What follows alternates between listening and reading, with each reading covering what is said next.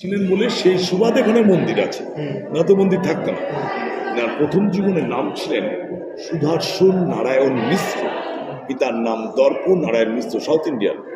দক্ষিণ ভারতে বুরহানপুর বলে একটা জায়গা আছে, বুরহানপুর।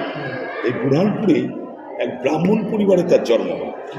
মুর্শিদ কুলি খাঁ যখন ছোট ছিলেন তখন তাকে এক হাজি স্পাইন, বণিক বিজনেসম্যান হাজি স্পাইনের কাছে কৃতদাস রূপে তাকে বিক্রি করে দেয়। কৃতদাস রূপে, অভাবের তারা।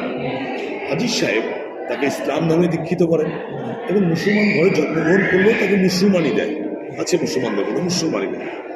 ইসলাম ধর্মে দীক্ষিত করে তার নাম পরিবর্তন করে নাম রাখেন মোহাম্মদ হাদি, তারপর হচ্ছে করতলব খাঁ। মুর্শিদ কুলি খাঁ হচ্ছে উপাধি।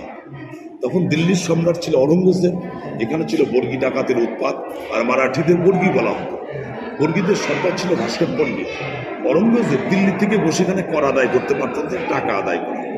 এরাও তো নীলকর সাহেবদের থেকে কিছু কম ছিল না, এরাও তো তৎকালীন গরিব প্রজাদের মেরে ধরে কর আদায় করতেন। জায়গাটা হচ্ছে এরকম দারুণ দারুণ।